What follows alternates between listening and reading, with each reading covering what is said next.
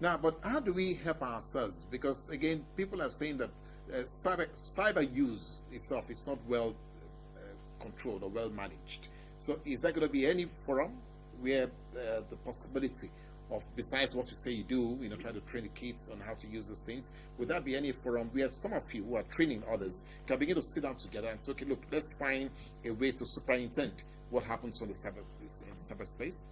Well, I think that having somebody or a group that polices the internet maybe is counter to what the internet is all about, which is supposed to be decentralization of information and people, and so I know obviously we are caught in a bind here there. Yeah, I mean there are governments that believe that it's their responsibility to monitor the information that passes, within their domain exactly, and then there are countries that are saying no, you cannot do that. Exactly. So I think that it is important that people who use, the internet have a better understanding of the possibilities, but also of the dangers.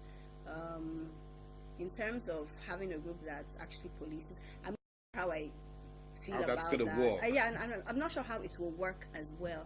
Obviously, you can always track like IP addresses. You can see where a visitor is coming from. So, for instance, I go to certain websites. Maybe I want to purchase something, and they say, "Oh, we can see you're coming from Nigeria. We don't accept transactions from Nigeria." That has happened to me a couple of times. Exactly. So, I mean, obviously, things like that happen. But I think that as users, we need to take, and also as educators, we need to take a responsibility of understanding what these tools are all about. Yes, it's great. You have access to limitless information, but still you may not want to put so much information about yourself out there, depending on how comfortable you are. Some people are very aware of the dangers, and they're still very comfortable putting pictures of themselves and their children there. And their cars and Some things. people are, as long as you are aware and you take that responsibility, fine. So I think that. So you run the risk. Yeah. Okay, now, Ore, you also just made a point in passing, the question of educators.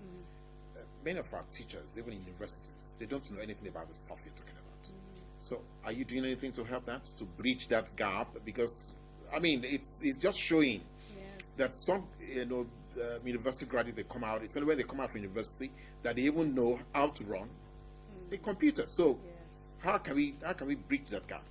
Yeah, I think that's one of the things that we would like to do next. We have a lot of different projects that we would like to implement in the near future, and I think working with teachers is a very important one, because we realize that as we're working with the students, if the teachers are unable to support their new learning, exactly, then the girls' learning is either stunted or That's reversed. It was reversed, exactly. So that's one of the things that we would like to start addressing, having trainings with teachers so that they can better support, so they are empowered themselves, and then they can better support. Well, this time around, you're not going to be looking at women teachers. You're going to be looking across the board. Yes, because I mean, girls have both male and female teachers, so yes. No, that was just a jab anyway, really. No, but as a person, how would you like to be seen? A humanist, a feminist, or a human rights activist? How would you like to be described? Which one best describes you? What's your definition of humanists? Well, somebody who is just cautious or concerned about every human problem, really. Well, I mean, I don't know if you can be concerned about every human problem. I think that can be beyond your scope as an individual. For me, I think I'm very committed to women and girls living empowered lives. To me, that's very important. And I think that it's very important that women and girls have access to the same opportunities, the same rights as men do. So I suppose maybe in that case you could call me a feminist, because I believe that we should have access to those equal access to opportunities and to the same rights. Now, if you are a feminist and you are going to now have to sit in the jury, though we don't have a jury system here in Nigeria, but that's just emerging that we have such a possibility. And here is a 13-year-old girl that's been asked to go and marry the 45-year-old woman. So what's going to be her position? Well, I'm sure you can guess. I'm sorry, I would not be for it at all, I think. 13 is too young. No, to but be some married. people say that it's a question of maturity and question of consent. So if parents can give consent and the child is matured enough because she has the physique of a woman, then that should be sufficient. Well, I think when it comes to something like marriage, it's going to change your life forever, and involve your body as a woman, and giving somebody else power over you, access to your own body.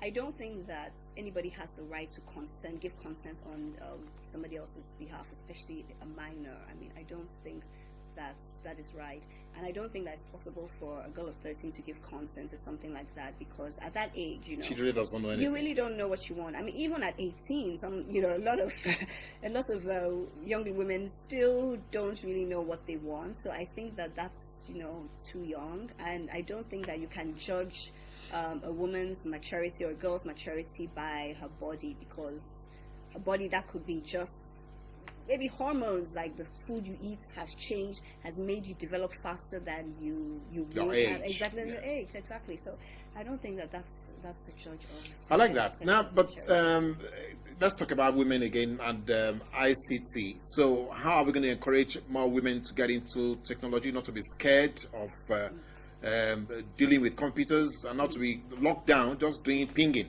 How are we going to do that? I think number one, coming for programs like ours, the technology camp was so much fun. I mean, I can say that even as me, who was not a student. You enjoying but yourself? I enjoyed myself. I had so much fun, and the girls had a lot of fun.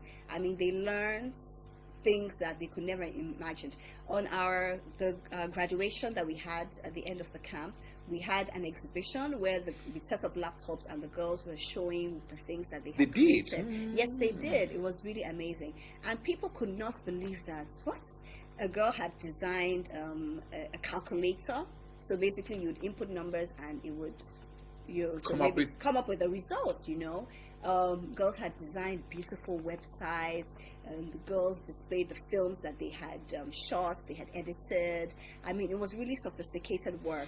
They showed the animations they had created. Well, so, I'm getting a little bit excited now. And my producer is also getting worried that if we continue here, we'll probably not be able to finish today. So, all right, it's been such a marvelous pleasure Thank you so having you much. on this show.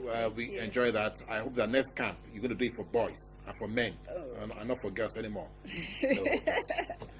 Well, I'll try and see if I can persuade. I know a lot of men are agreeing with me that we probably just want to do that. So I want to thank our viewers again for being with us on this show.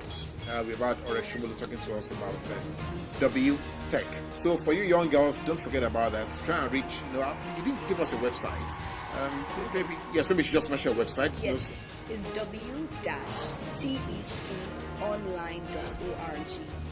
So you got our girls, so you just try and log on to that site and see what more you can ask from her and what other comments or questions you'd like to pass on to her. Thank you, everyone. It's going to be a great weekend. I can see that on the horizon. Just trust me. So